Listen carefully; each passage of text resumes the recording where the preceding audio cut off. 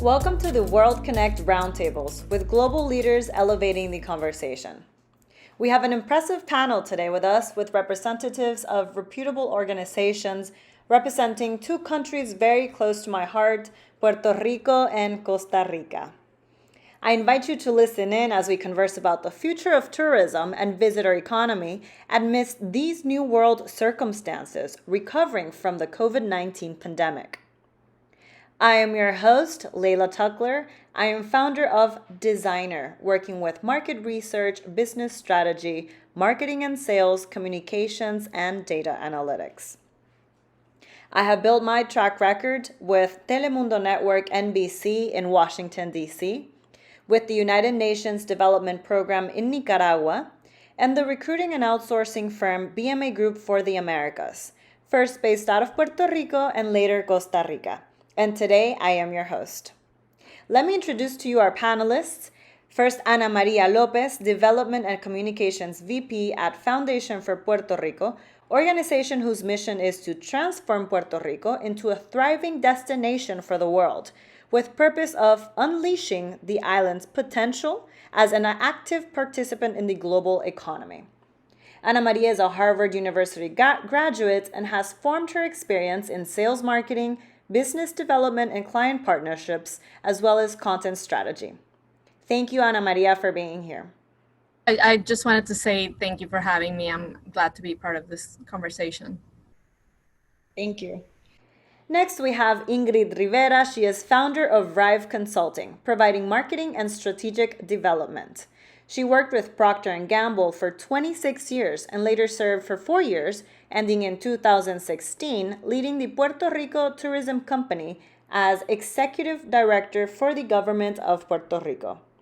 She is currently Vice President of ProArte Musicals Board, Puerto Rico's longest-serving cultural organization, is trustee at the University of Sagrado Corazon, and is secretary for Foundation for Puerto Rico, along with a few other collaborations. Hi, Ingrid.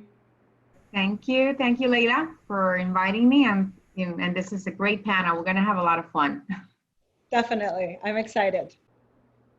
Last but not least, we have with us representing Costa Rica, Melissa Tencio, Marketing Executive at the Costa Rican Institute of Tourism, institution whose mission is to strengthen the Costa Rican sustainable tourism development model through the definition of public policies, alliances, programs, and projects to encourage competitiveness, sustainability, equality, and solidarity. Thank you, Melissa. Hi, how are you? It's very nice to meet you.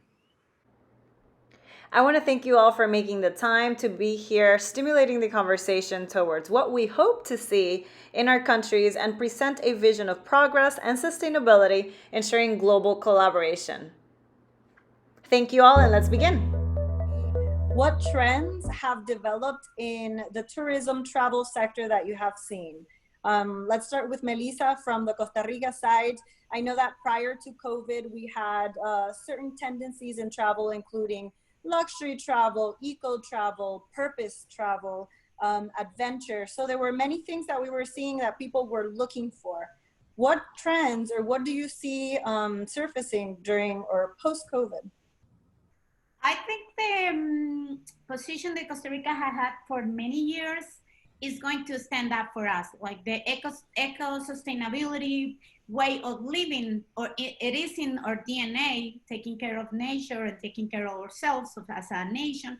So I think that trend, it is already there. So I don't think that we have to change that many things. We have to be more open to talk about that, because we have been kind of humble of doing it.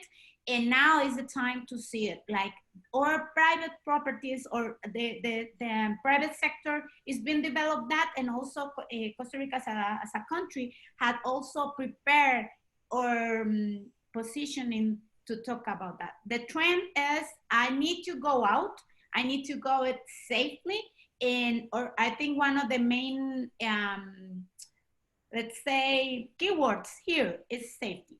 Mhm. Any other way, like national safety, security in terms of the place that you are safe and you are not going to be robbed, and also sanitary safety. So I think that one of the main trends that is going to come is sustainable also as part of barefoot luxury could be also that I think is already there, but we are going to continue talking about that, and wellness as a way of living. Everyone wants to breathe, wants to go to the beach just to hear the noise of the sea. So I think it's going to continue with that. And thank God we have all that in Costa Rica. Mhm. Ingrid, could you shed some perspective on your view in the Puerto Rico situation? Yes, it's in essence, we are an island, and we are, we have beautiful beaches, but at the same time, we have a mountainous region. So we have those two experiences of mountain and beaches. And I think post-COVID, very similar to Costa Rica and what Melissa mentioned, it's safety first. I would say experiences, but experiences very focused on outdoor. Yes. People want outdoor open spaces. This is the way they feel safe. And we have the climate. We have the climate versus other destinations. We have year-round 70 to 85 degree climate, about 20 centigrades. So it's very comfortable. And that beauty and that connection with nature will be an important asset for Puerto Rico to continue developing. They've had it in the past, but I think we have the assets to be able to expand and solidify Puerto Rico as a Caribbean island near the U.S., and which is part of the U.S. for the U.S. travelers. Make it a very easy travel, especially if you want to, move away from the cold weather when it starts in October. So to summarize, safety more than ever, open spaces and experiences, and discovery of these beautiful spaces. I think that's a very strong advantage that we have. Definitely. Ana Maria, and I know that foundation has a specific platform that they've been talking about regarding the safety that the island provides. Could you tell us a little bit about that? Yeah, absolutely. And first of all, I wanted to echo what Melissa and Ingrid said. I think the key thing for any traveler is that they want to feel that, health and safety is paramount. I'm going into a destination where I can feel at ease. And that starts with the initial experience of getting on a plane, arriving, obviously taking into consideration what's the particular COVID-related incidents and scenario of a particular place. Places like Costa Rica, Puerto Rico that have very low rates of infection are going to be attractive. But I think just being able to see health and safety play out across all of the different touch points is going to give that reinforcement that this is not just, the people are doing the part to keep safe as a country, as a community, and therefore I'm going to be safe as a traveler.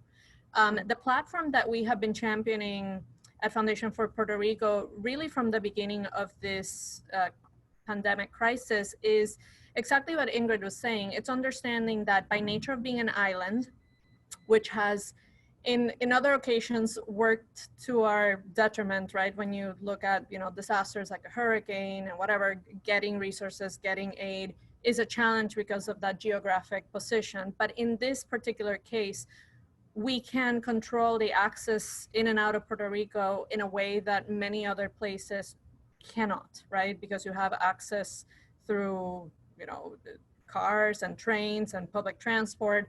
We don't have the case here. So having one single point of entry creates an opportunity for control.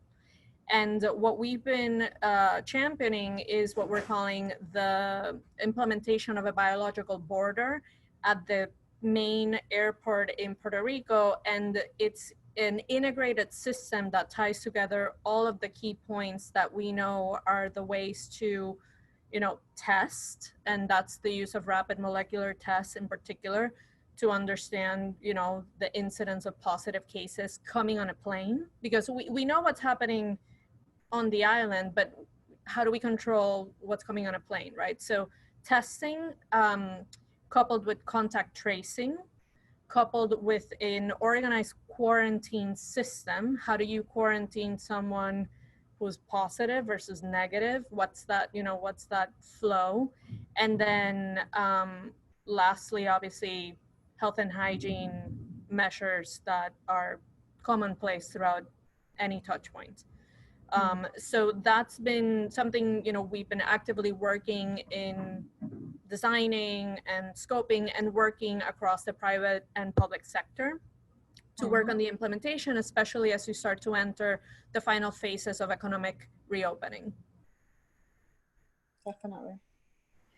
And now that you mentioned about contact tracing, Melissa had conversed a little about that. About 90% of the people who have had COVID in Costa Rica know exactly where they got it from. So is that something that you practice as well, or how do you control that, Melissa, for Costa Rica?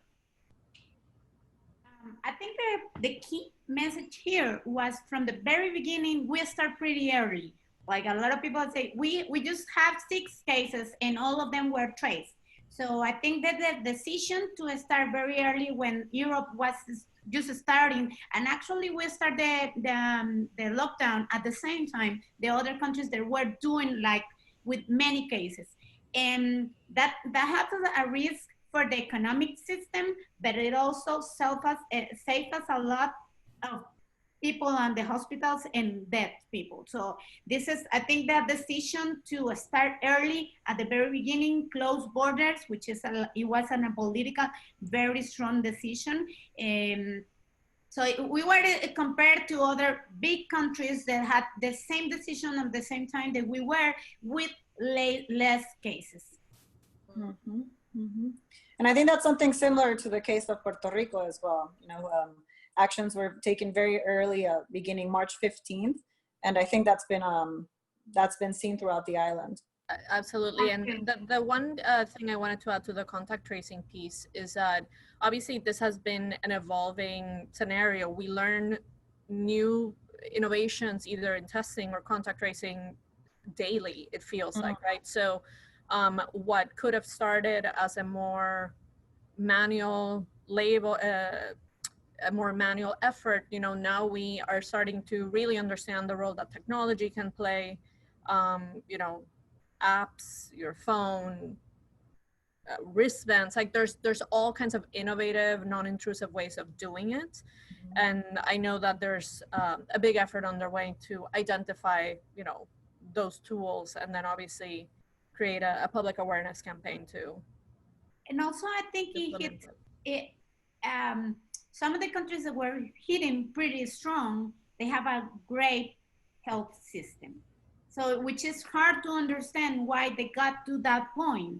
And I guess it's because they didn't take it that serious. And in Costa Rica, we recognize our challenges that back in the time. So we decide, okay, we cannot go farther with this because we don't have the powers, we don't have the resources, we don't have the people to work that many hours, or to have the hospitals or the places to keep those infections controlled and contained. So it was a scientific process of containing mitigation and now releasing a little bit. We never had been like as a whole lockdown that we couldn't go out as in other countries. I think the same in Puerto Rico. But we have the other story in some other countries. They hadn't done anything, and we are now having the problems because they are not taking this COVID thing as serious as it should.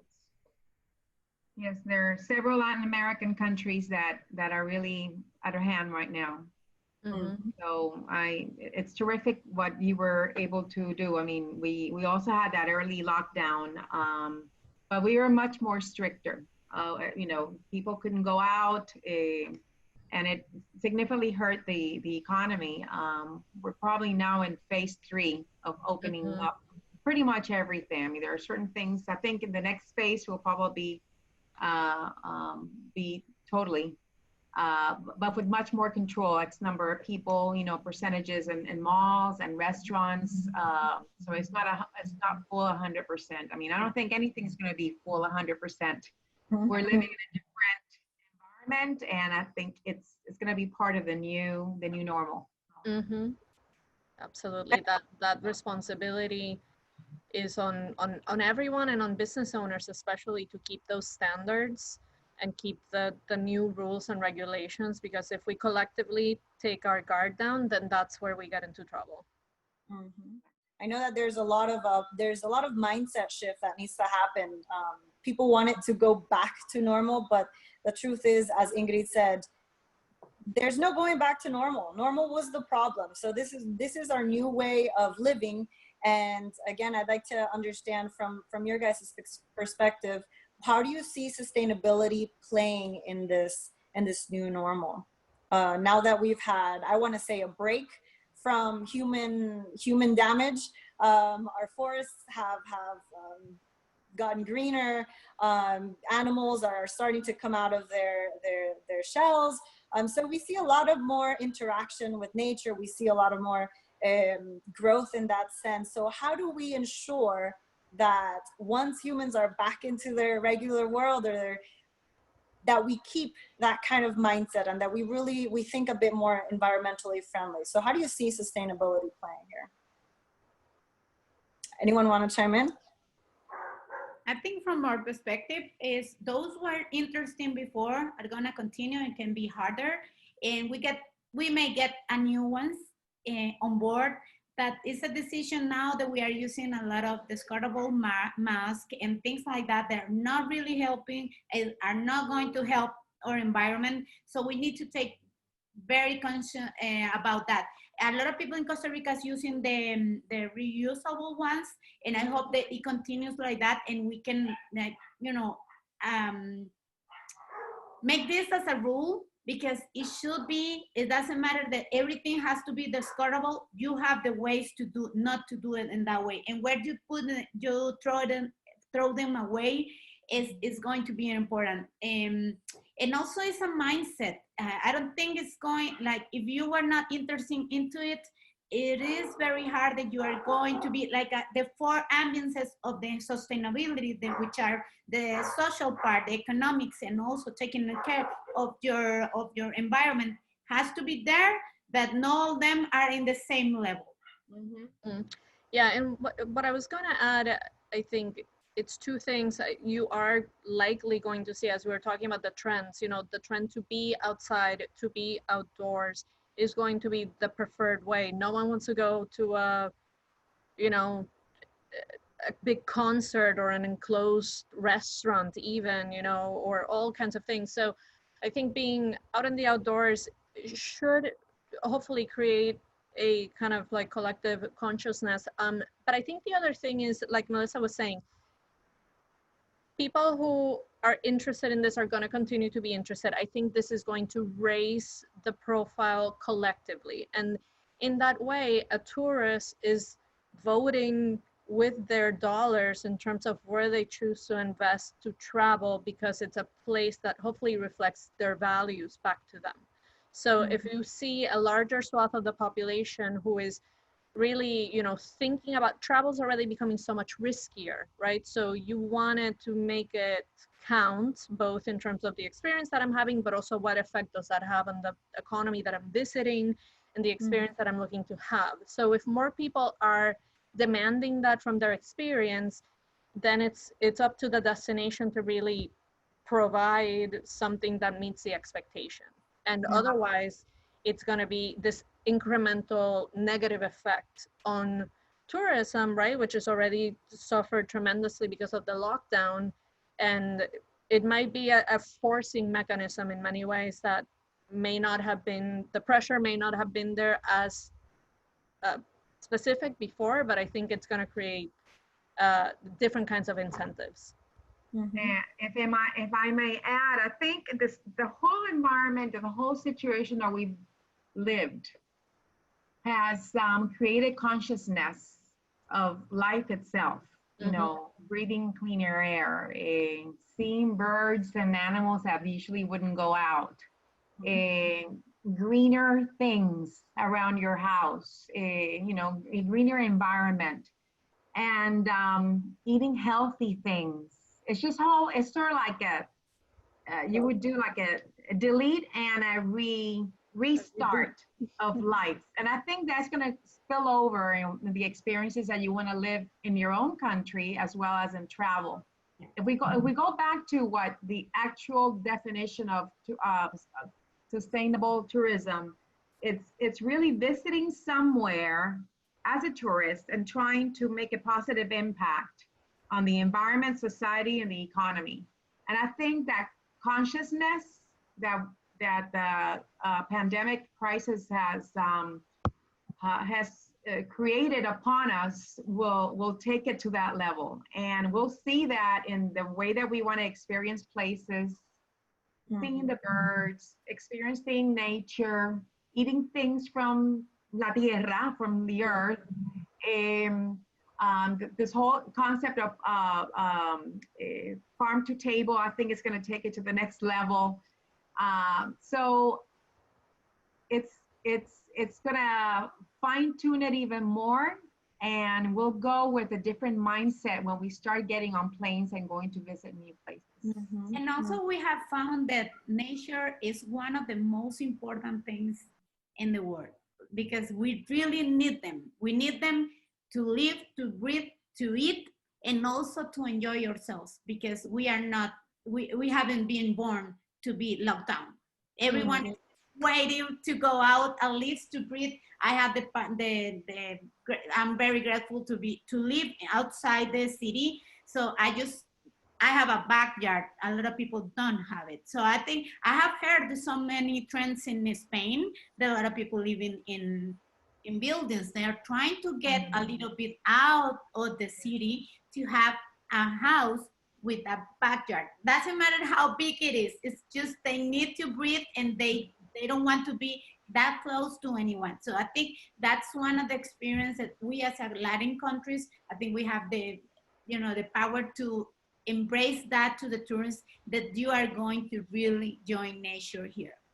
And that's a really just to piggyback on that real quick, but I think that's a really important point too, because you also have to look at the macro trends, right? Like even working, right? Like now we're all gonna be working remotely, working from home for the foreseeable future, and the future of work is going to also significantly change. So you do have that migration out of the city and into, I think everyone's experiencing that. If I don't have to be in a place where I don't have access to, like you were saying, Melissa, a yard, at least green, outdoors, fresh air, if I don't have to, why would I? And you're seeing those migrations, at least, in the main cities in the US, that's all being rethought. So I think it's a personal value system that's very much changing right now. Totally. And it's interesting too, because you see in the Industrial Revolution, instead people were brought from the country into the city to produce, and now we're going almost back to basics. Mm-hmm. So it's Everything really is full circle. Life is full circle. And it's Exactly. also challenging if you see it like a lot of cities in Spain is like the empty Spain, some towns that it could be also challenging for the economies because people is just going to use their cities as a place to work and they're going to leave them after that. So what is going to happen internally with those towns? Mm-hmm. Now those are the after effects. So what, the whole economy pillars or the pillars of the economy that will be affected forever. I mean, these are the effects that they will never be the same, and that's one of them. Mobility is going to be one of the challenges also for countries as us in Latin America, that we are not that well connected. Even in the US, some cities are not that very well connected in terms of public transportation. So it have to be something in there in the future that we can just live in some suburbs and going to the city to work 2 or 3 times per week and going back to your basics in the house. Mm-hmm. And it's really interesting to see as well, because I know that Foundation for Puerto Rico is one of your main pillars, is how do you take economic development out of just the capital and support these other smaller towns. So I think this would also be a positive impact on that. What would you think, Ana Maria? Yeah, absolutely. I mean, that's been one of the thesis, like the theory of change of Foundation for Puerto Rico, is that we talk about the visitor economy as a real powerful tool for short to medium term economic growth for Puerto Rico. And the way we define the visitor economy is the direct and induced effects of tourism, right? It's not just money from a tourist pocket into an establishment, but it's everything. It's a supply chain, it's the community around it. And when you see an island with so much diversity, despite its size, like Ingrid was saying, right? Like a lot of what Puerto Rico has been known for traditionally has been the beaches. You know, it's sand, surf, and piña coladas. But Puerto Rico is super diverse, and it's full of these hidden gems across the island. So we focus on working with the communities to help them both understand like where they're at, what's that inventory of their natural, cultural, um, human capital assets, and then where could they go, you know, based on their geography, the things that make them unique, and working with them on developing a destination plan. And this is a series of, you know, projects, right? An inventory of projects and things that can really help take that destination to the next level, but do it in a sustainable way, in a way that is from like a very grassroots sort of way, driven by the community and their own understanding of the region and their own passion for what they can offer. But then also we bring experts that, you know, are experts in destination planning that take into account what's happening at an international global level, what are trends that maybe, you know, in a local context, you don't quite know how to connect the dots. But it's like, okay, have you thought it could actually, this is happening in Costa Rica, it's happening in, you know, Southeast Asia. These things are, you know, and they tap into very similar type of resources. So we definitely see this as an opportunity to continue really, in a way, doubling down right on that thesis, because tourism will rebound whenever that happens, right? It's not going to be immediate, but the urge to travel and explore and experience is innate to people. We weren't meant to be locked in, right? And Not. you know, working with the communities to make sure that when the time comes, they're prepared, right? Mm-hmm. I think that just to add very quickly, I mean, what Ana Maria described, which is really giving the tools to the community and to these areas that they can build businesses that are tied to the visitor economy. And what's magical about this is that Foundation for Puerto Rico gives them the tools, so how to do it, and for them to do it on their own, which then takes it to the point of we own it. It's ours, the pride, and it gives the continuity. And that's how you build these assets around Puerto Rico, areas which are beautiful, but because the country doesn't have, or the government doesn't have the money to sustain it or to maintain it, you know, then tourism stays in 2 or 3 pockets when the whole island can have these amazing assets. So I think it's just magical, some of the things that Foundation for Puerto Rico is doing. And most people don't even know that Puerto Rico has a mountainous area. They just think beaches. So it's wonderful to see how diverse, as you said, Ana Maria, the country is. And for what you were saying, Ingrid, it's, you know, give a man a fish and he'll eat for a day. Teach a man how to fish and he'll eat forever. So I think that's kind of what you do as well by teaching them how to set it up themselves. What would be your country's or Costa Rica's unique positioning post-COVID? I know we've talked about sustainability. Are there other trends as well, maybe in the digital part? If you could tell us a little bit about that. I think the main, or there are many words that I could use, but one is going to be wellness for sure. I mean, now going to come here to get themselves together again, feel a little bit happier, and be in touch with nature. That you in here, you just get to the airport and you will hear the birds. Ingrid was saying, so they are covered by forest everywhere they are. So I think this is one of the main key points that we have to mention. And also doing a lot of digital now is a way to go. Is there not other way? However, there's many other ways to reach those people that are thinking to Costa Rica. They're not just into digital side. Like the best prospects is a lot of people from 50 plus, so they are not into that many digital way. And we need to keep talking to them. They remain that now that you have the time, you have the money, come to Costa Rica. We have this saying that the minister is always saying that we invite people that we will invite to our homes. It's not it's not everyone. It has to be very selective people that really take care of what God give us, and we have to take care very good of it. Same, I guess, in Puerto Rico. I think we as Salvadorians are very open, and it's here that we have to also take care of the land that we have. And Puerto Rico and Costa Rica has been consistently called one of the happiest places or countries in the world. So could you explain a little bit to us what the Pura Vida phrase stands for? Well, actually, there are two ways. The Pura Vida is for everything. You can use it anywhere that you are and everything you do. Like it could be also sarcastic way, like you say, oh, Pura Vida, or you say, I am Pura Vida, which means that I am all good. There's nothing wrong in my life, or there is something bad, and the balance of everything, it is good.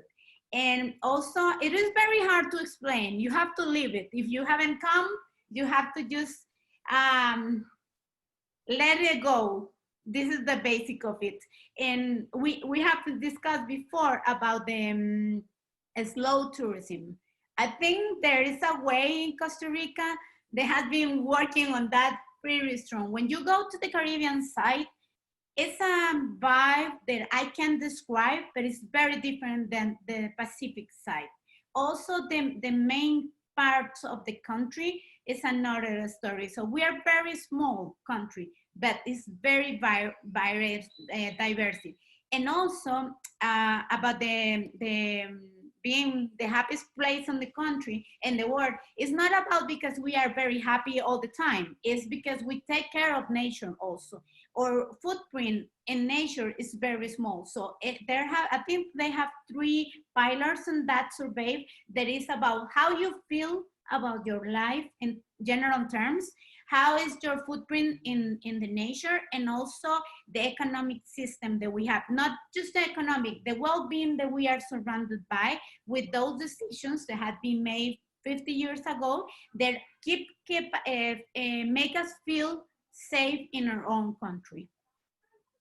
Definitely. That's a beautiful story, and it really describes your country. Thank you.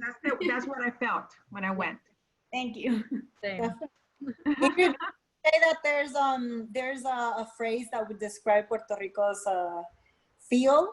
Somos, diríamos, la isla del encanto. Eso, it is, I would say, it doesn't matter, you know, all the branding studies you want to do and all the,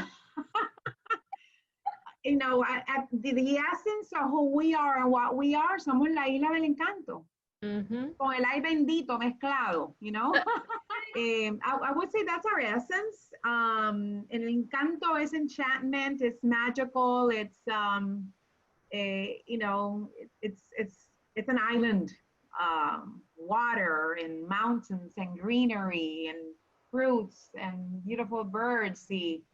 And of course, it also describes our people. I would say the essence of Puerto Rico is the vibrancy of our people. And in studies that we did in tourism, that was the common denominator in everything. It's just that you guys are so happy always, and you're so talented, and how many different, you know, not talent only in just in the entertainment part, but it's in the science and the being an astronaut, in you know, in every single area of life, we have a lot of talented people, sports, So that was part of that DNA Yeah. in doing studies that also describes the essence of what Puerto Rico is all about.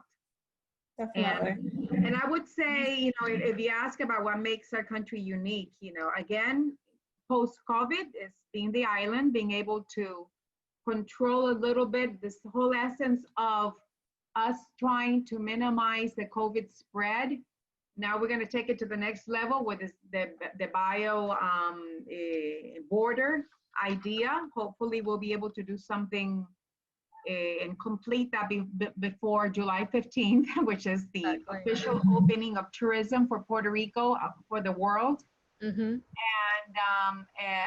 And then for people to feel that they can experience Puerto Rico. I think the modern traveler is looking for experiences, and we'll be able to give it all. It's not just, you know, going to a compound and going to this if they all you can eat the Yeah, hotels. exactly. I mean, that's no longer Puerto Rico. Eso no lo es. It's And being able to stay in a home, or being able to stay at Airbnb, or to be able to have, if you want the mega resort hotels, you have that also. Or if you want the boutique hotel, you also have that. And then you have, you know, being able to go into the mountains and do chinchorreo, which is, you know, go over the mountains and eat all the pork, el lechón asado, and being every single bar, and there's amazing music. Post-COVID, let's see how we'll do that. yeah, But we have that por dentro. We have that inside of us. So it's going to be very difficult for us to do that, not do it. But we'll do it with distancing, and we'll do it with masks. We're still doing it. You cannot escape. It's going to be there, and one of the things that is going to be good for us, especially with the destinations that depend on nature, is the product that's already there. It hasn't happened anything, so we are going to take, and people is still there. That's the main richness of all this. exactly. And what I was going to add also to what Ingrid was saying, I think another keyword that characterizes Puerto Rico and Puerto Ricans is resilience, right? I mean, if you look at especially the last 3 years of our country's history, it's been really a lot of compounded natural, climate change and natural disaster-oriented calamities on top of economic man-made calamities. And then, 2020 alone, we had earthquakes at the beginning of the year. Then 3 months later, we had COVID. So I think that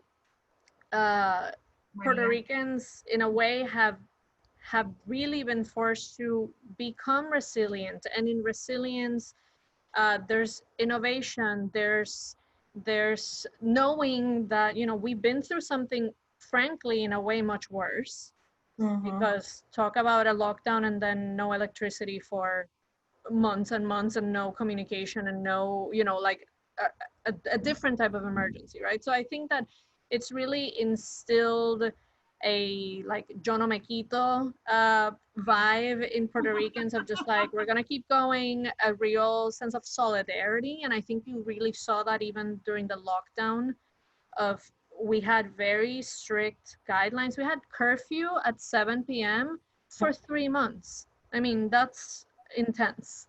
And people for the most part like really banded together, and you're seeing that resilience is critical to keep the economy going. Every business, every small business right now needs to rethink their operation, needs to learn new tools, new technologies, pivot their business model if they want to survive. That's critical. And not everyone's gonna be successful at it, but I think there's a DNA of just like, okay, we're stronger in this, we're gonna get through it, and I think that's a real salient characteristic of us, especially in the last couple of years. Love the word resiliency. I think other words that will come now will be adaptability, reskilling, flexibility. And these are things that probably we don't even know we had them in ourselves, but we had to. I mean, not only natural things happen. I mean, in less than 9 months, we ousted our governor. Yes. I mean, in July of last year. I know, not even a year ago. Es como que basta ya. I mean, and we did it without dropping, you know, una gota de sangre, without blood shed. Mm-hmm. You know, and we coming from Maria, and then, you know, the terremotos, the earthquakes, the COVID, the meteors, and the whole fiscal The nightmare. aliens we're waiting for. And the aliens, I think, and the big sandstorm of this week, which, you know, we Oh had. yeah, that you're now, Melissa, you were Which saying you're earlier. about to get, which you're probably getting mañana y pasado. Totally. But, And one thing I was gonna say too, even to the point about how things are changing, and I alluded to it, but I think technology and digital technology and really quickly adapting and learning, like we're seeing that through our work with these communities across the island. We've actually been really surprised at ourselves when you're used to working in person and being, you know, on the ground in the field, and all of a sudden everything has to be done as a video conference and a Zoom, right? Seeing people of all ages getting with it very quickly, learning the technology, interacting with it, you know, in a way it gives you an opportunity to reach more people because they don't have to be there in person. And I think also, you know, the role of digital in not just promoting your business and staying top of mind, because it's the only way when we're all at home, it's the only way to communicate, and how to start, you know, creating new business models, be it e-commerce, or how do you use digital as a way of doing online reservations. Whereas before, you know, I was talking to Jorge, who's the president and founder of Toro Verde, which is our, you know, biggest, second largest zip line in the world. And Melissa, you have plenty of those too in Costa Rica. And he's from Costa Rica. And he is So from Costa Rica, exactly. Yeah, he was. Jorge, we love him. He's Boricua. He's Boricua. Absolutely. And he was saying, you know, that now they've moved to an online reservation system, whereas before it used to be in person, and, you know, those things can always become a little clunkier, but now it's all online. You have to do it before you show up. You also fill out like a travel history questionnaire, so they have all of your, you know, COVID related information. You know, these are things and innovations that are forced by the situation that I think is going to make everyone much more digitally savvy, which we know is the way the world works anyway. So it's been a forcing mechanism for that. And that way, digital will be important. Virtual is still going to be important, but we cannot lose or warm that contact we still have as a Latins. I think it has to be there, even though that you cannot show it with a hug or with a shake hands. It is in there, so we are not going to lose it. And one of the things, one of the words that I'm gonna say, and I think it's all around America, is solidarity. I think all the countries had turned just into those that really needing us, and I think there's not that many continents or even countries that are doing that to help people just to eat, just with food. That's the basics of this world. You can live without even houses, but without food you cannot live. And I think that talks a lot about who we are as a continent, as a Latin also part of the continent. I think it's going to spread the word out for us. Definitely. And I think you said something very important as well. How do we maintain that balance between what is digital and what is, you know, personable? So I feel like digital is going to come to modernize and to facilitate logistics, while we can focus more on that service that you're talking about. So I think it has pushed countries in Latin America, especially because in LATAM, we have been a little backwards in terms of digital modernization, our facilities, our infrastructure. So I think it's really pushed from a macro perspective, for a country perspective, on how to make us a bit more digitally friendly, because a lot of our processes have been typically very bureaucratic and you know, tedious and long. So I think that it's going to come in and revolutionize that a little bit as well. So I did want to ask, do you see, and then we're going to our last questions, but do you see, I know we've been talking about external tourism coming in, but how do you see local tourism flourishing as well? I know that people, as you said, Melissa, are looking for that time to breathe, that fresh air, and as Fonsi says, no hay que salir de Puerto Rico para vacilar.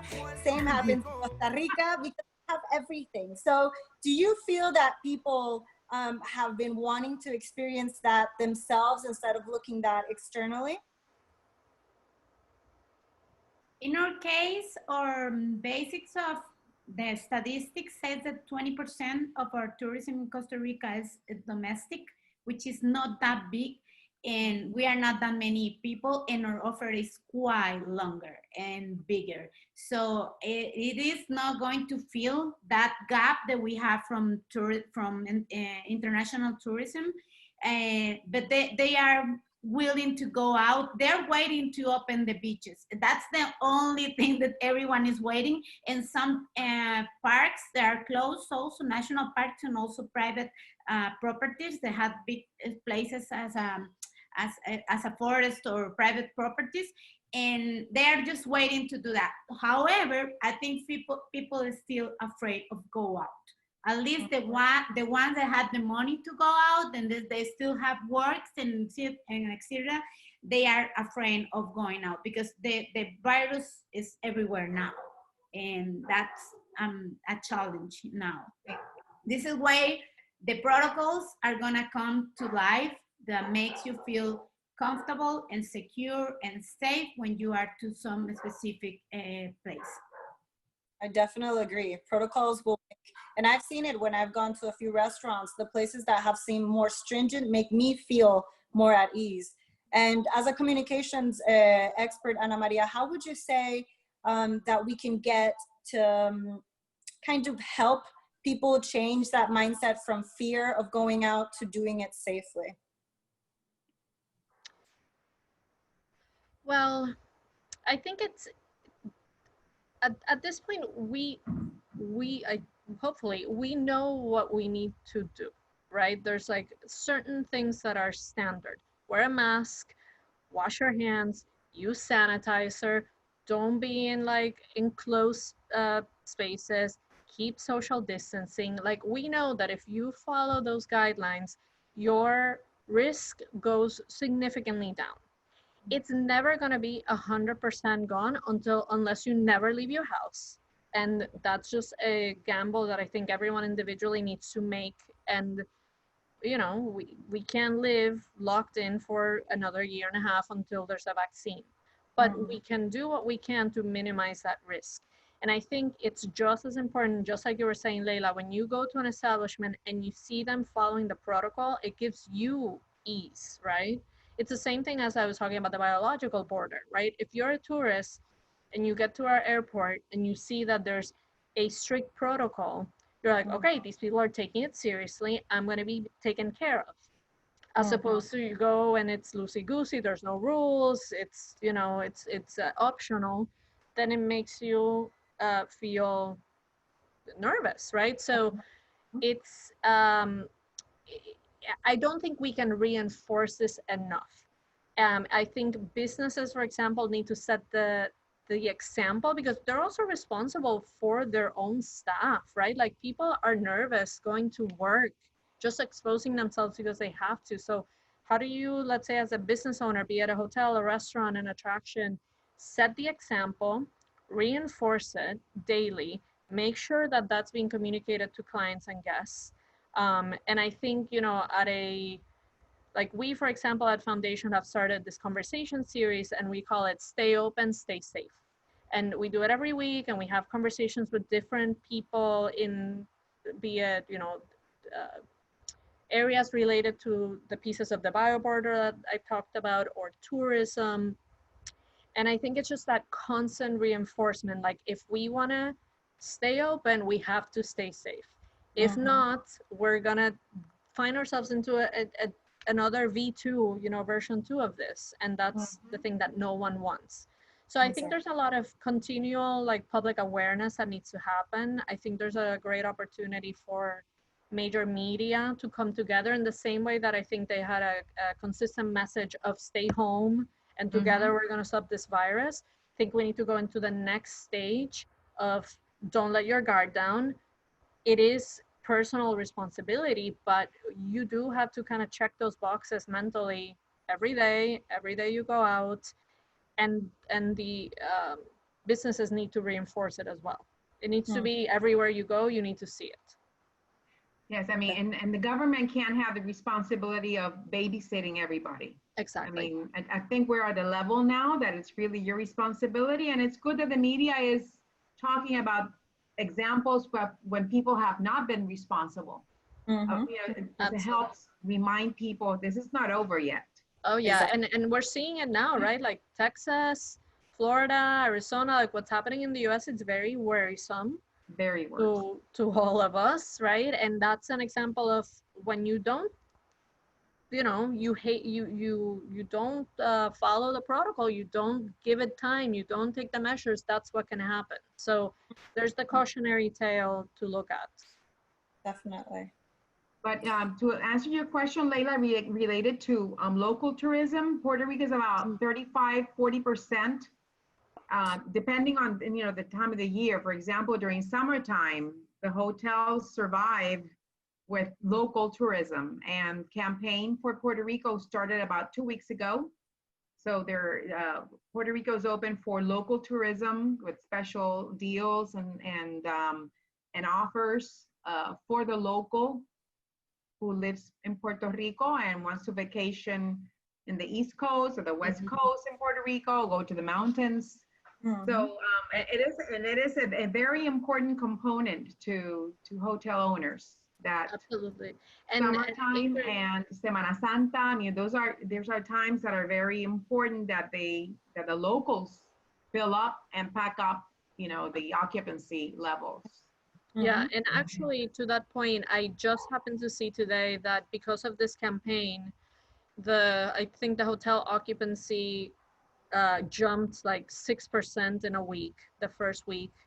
And they had, I think it was something like 15,000 offers or 15,000 rooms that were on sale essentially, and they were getting booked like on the minute.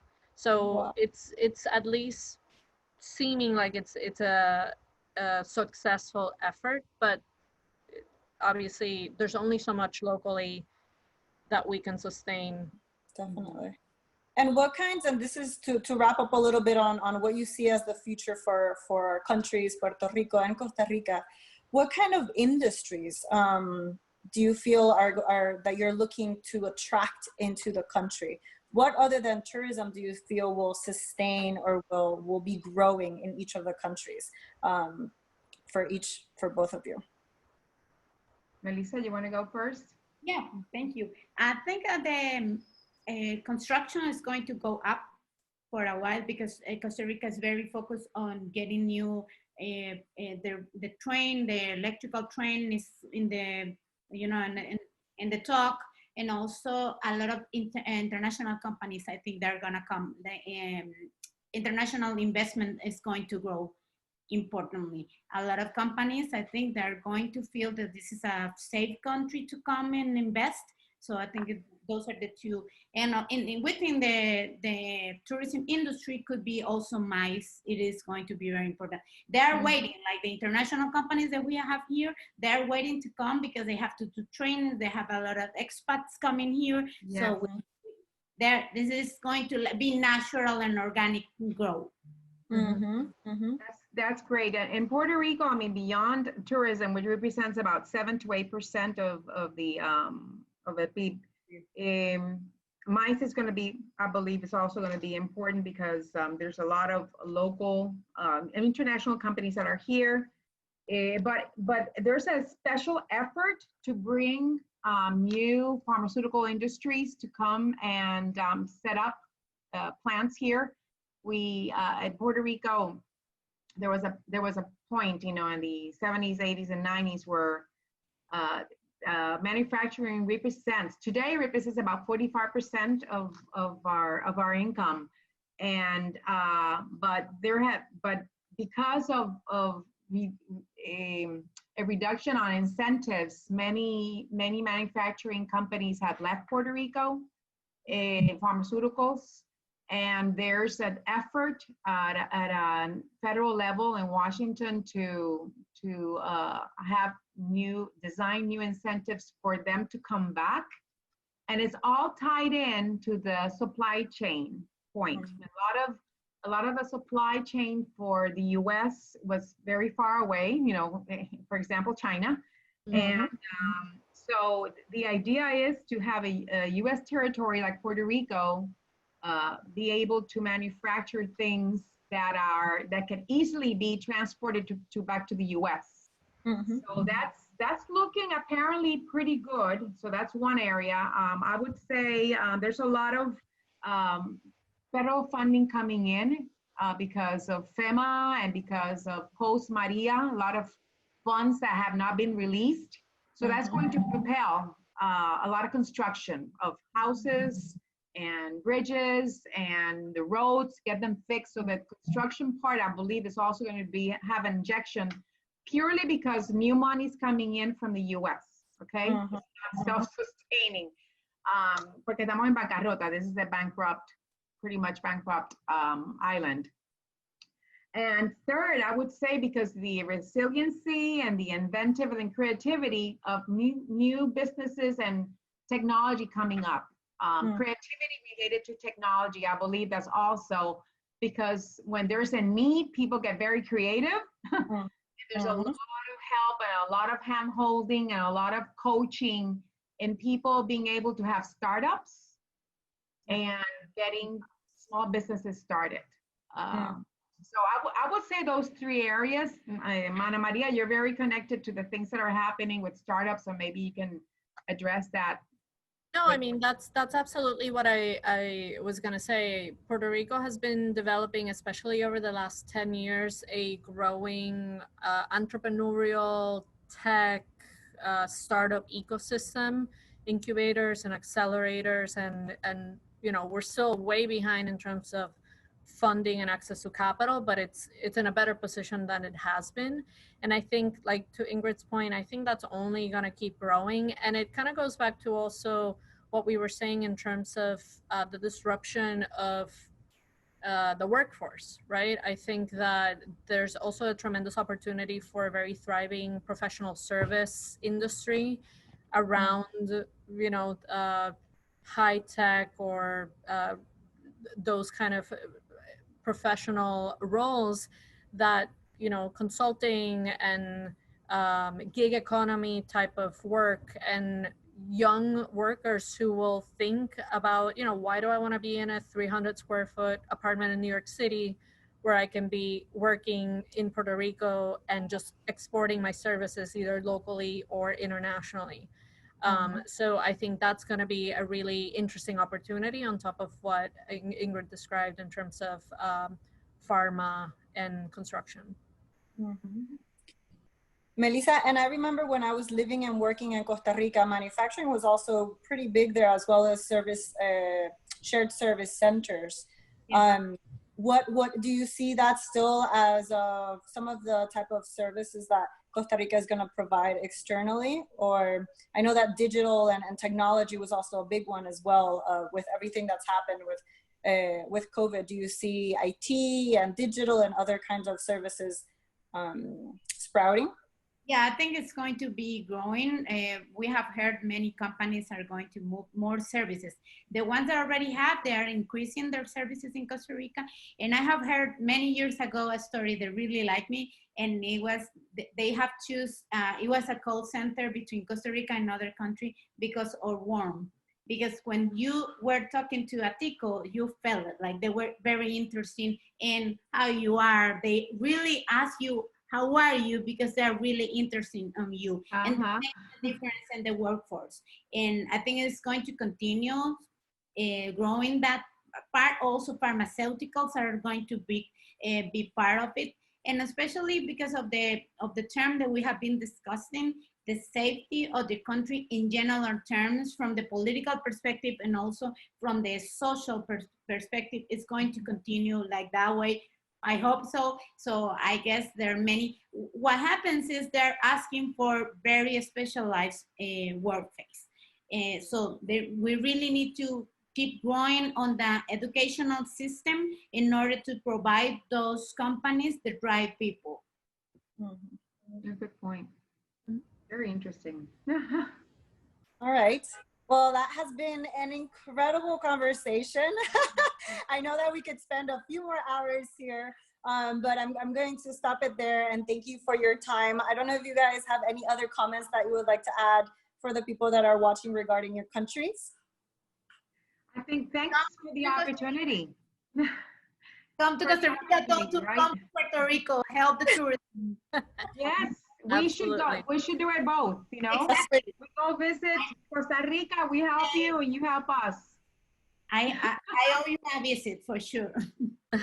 Great, great. Leila, thanks for your initiative. We love seeing young women with leadership and trying to, you know, bring these discussions to the table. Yeah, thank you so much. It's It's important. been a pleasure. Contact us. Thank you, everyone. I really appreciate it. Well, have a fantastic day. I hope it's enriched and you're inspired.